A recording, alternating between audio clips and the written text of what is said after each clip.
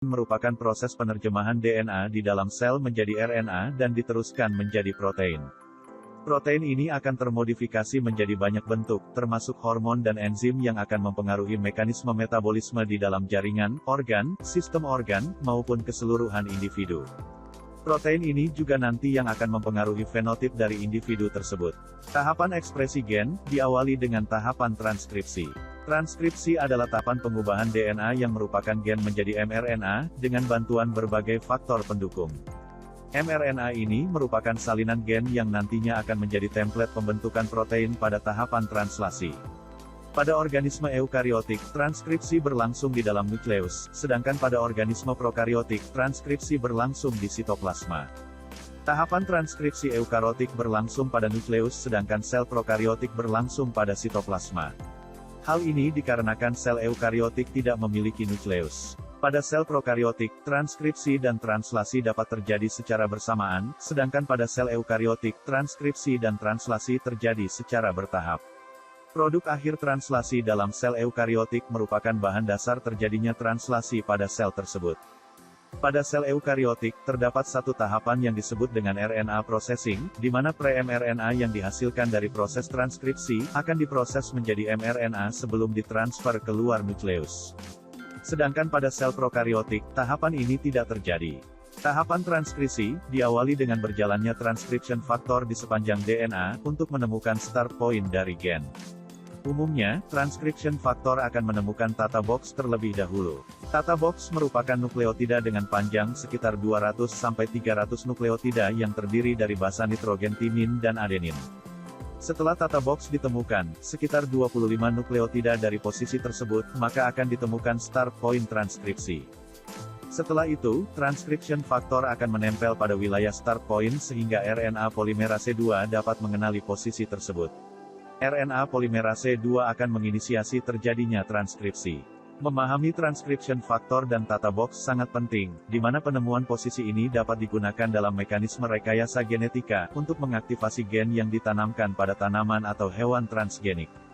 Berikut merupakan contoh hewan dan tumbuhan yang berhasil ditanamkan gen yang mengekspresikan enzim luciferase, sama dengan enzim yang terdapat pada abdomen kunang-kunang, sehingga mampu berpendar di tempat gelap. Setelah tahapan inisiasi, enzim RNA polimerase akan mencetak rantai RNA berdasarkan template yang terdapat pada DNA. Tahapan ini akan berlangsung terus-menerus hingga ditemukannya wilayah terminasi pada DNA. RNA polimerase juga mengkonversi basa nitrogen timin menjadi urasil pada rantai RNA. Tahapan ini menjadi sangat vital, karena kesalahan dalam tahapan ini, dapat menyebabkan kesalahan pembentukan urutan RNA yang juga akan menyebabkan kesalahan pembentukan protein. Hasil akhir dari tahapan transkripsi adalah pre-mRNA. Disebut pre-mRNA karena pada rantai RNA ini masih terdapat wilayah intron dan ekson, sehingga sel harus mengeliminasi intron dan menggabungkan ekson.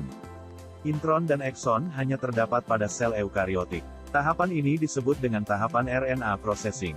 Tahapan RNA processing diawali dengan penambahan ujung 5 cap dengan guanin trifosfat dan penambahan poli A pada ujung 3. Setelah penambahan guanin trifosfat dan poli A, selanjutnya adalah penghilangan wilayah intron dan penggabungan ekson. Intron merupakan wilayah non-coding yang tidak diterjemahkan menjadi protein, sedangkan ekson merupakan wilayah coding. Setelah penggabungan ekson dan penghilangan intron dilakukan, maka terbentuklah mRNA yang sebenarnya, yang nantinya akan ditransfer keluar dari nukleus untuk menjadi bahan proses translasi oleh ribosom. Penghilangan intron dan penggabungan ekson sering disebut juga dengan tahapan splicing. Tahapan splicing ini dilakukan dengan bantuan enzim spliceosome. Enzim spliceosome akan menarik dua ekson yang berdekatan kemudian menggabungkannya, sembari memutus ikatan intron dengan ekson. Setelah penggabungan ekson terjadi, enzim spliceosome akan melepas intron ke sitoplasma untuk didegradasi kembali menjadi nukleotida yang akan digunakan kembali dalam proses transkripsi atau yang lainnya. Dengan adanya guanin trifosfat pada ujung 5 cap mRNA, mRNA memiliki energi yang cukup untuk dapat keluar dari nukleus menuju sitoplasma melalui mekanisme ekspor mRNA. mRNA akan keluar melalui pori nukleus. Setelah mRNA keluar dari nukleus, maka tahapan ekspresi gen selanjutnya adalah translasi. Tahapan translasi adalah tahapan penerjemahan mRNA menjadi polipeptida dengan bantuan ribosom. Kode genetik diciptakan oleh Nirenberg, Forana, dan Holly pada tahun 1968 dan ketiganya memperoleh hadiah Nobel atas prestasinya tersebut. Kode genetik ini merupakan suatu cara untuk menetapkan asam amino yang membentuk rantai polipeptida berdasar urutan nukleotida penyusun kodon. Kodon merupakan urutan dari mRNA yang akan menjadi template penyusunan asam amino. Setiap kodon akan menerjemahkan satu jenis asam amino, kecuali kodon UAA, UAG, dan UGA yang merupakan kodon stop.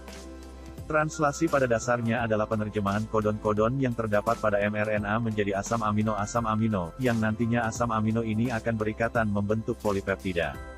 Penerjemahan kodon-kodon ini diawali dari kodon start dengan urutan nukleotida AUG yang menerjemahkan asam amino mensenin, hingga kodon stop. Asam amino itu dibawa oleh suatu urutan RNA yang dinamakan tRNA. tRNA ini memiliki struktur khas, di mana pada struktur ini terdapat tempat pelekanan asam amino dan wilayah antikodon.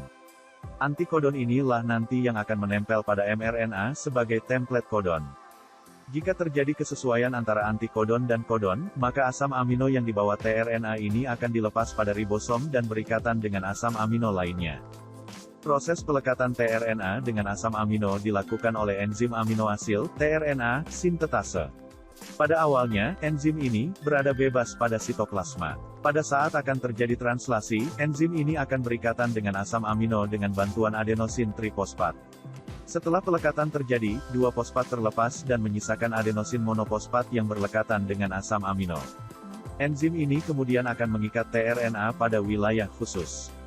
Pelekatan ini menyebabkan adenosin monoposfat terlepas dan terbentuk ikatan yang disebut aminoasil tRNA. Ribosom memegang peranan penting dalam peristiwa translasi. Ribosom terdiri dari subunit besar dan subunit kecil yang akan berikatan mengapit mRNA. Ribosom memiliki tiga wilayah utama yaitu wilayah A, tempat masuknya tRNA yang membawa asam amino. Wilayah B, tempat asam amino dilepas dan berikatan dengan asam amino lainnya. Wilayah E di mana tRNA yang sudah tidak membawa asam amino akan dilepas. Tahapan inisiasi translasi diawali dengan berjalannya ribosom di sepanjang mRNA hingga menemukan start kodon atau AUG. Setelah itu, tRNA yang membawa asam amino metionin akan masuk ke dalam ribosom dan melepaskan asam amino metionin pada wilayah P. Setelah itu, berbagai tRNA yang membawa asam amino spesifik akan masuk melalui wilayah A sebagai bagian dari tahapan elongasi. Pada tahapan elongasi, berbagai tRNA dengan antikodon yang sesuai akan masuk ke dalam ribosom untuk melepaskan asam aminonya, lalu masuk ke wilayah E untuk melepas tRNA dari ribosom. Demikian seterusnya hingga sampai pada kodon stop. Kodon stop tidak menerjemahkan asam amino, tetapi memberikan sinyal pada release faktor untuk masuk ke dalam wilayah A pada ribosom yang akan menginisiasi terjadinya terminasi translasi. Setelah release faktor menempel, ribosom akan melepaskan diri dari mRNA, lalu terpisah antara subunit kecil dan subunit besarnya. Polipeptida yang telah dibentuk akan diproses lebih lanjut pada badan Golgi untuk menjadi protein yang fungsional. Kesalahan dalam proses translasi dapat berakibat fatal. Contohnya, kesalahan pembentukan asam amino asam glutamin menjadi valin akan menyebabkan sel darah merah tidak berbentuk bikonkav, tetapi berbentuk bulan sabit. Walaupun demikian, terdapat beberapa jenis mutase pada kesalahan penerjemahan mRNA pada tahapan translasi. Silent mutase menunjukkan bahwa perubahan urutan RNA tidak mengubah jenis asam amino yang dibawa tRNA, sedangkan missense mutasi menunjukkan bahwa terjadi perubahan asam amino yang dibawa, tetapi tidak memberi pengaruh pada fenotip. Nonsense berarti terbentuknya kodon stop di tempat yang tidak seharusnya, sehingga tahapan translasi tidak sampai selesai. Pada sel prokariotik, tahapan translasi dan transkripsi dapat terjadi secara bersamaan. Bahkan dalam satu mRNA, proses translasi dapat terjadi berulang-ulang kali dan dalam waktu yang bersamaan. Translasi akhirnya menjadi satu tahapan penting dalam penerjemahan gen menjadi fenotip. Kesalahan dalam translasi dapat berakibat fatal terhadap fenotip yang dibentuk. Selanjutnya, polipeptida yang dibentuk akan dibawa menuju kompleks Golgi untuk diubah menjadi protein fungsional yang akan mempengaruhi fenotip maupun metabolisme yang terjadi pada sel.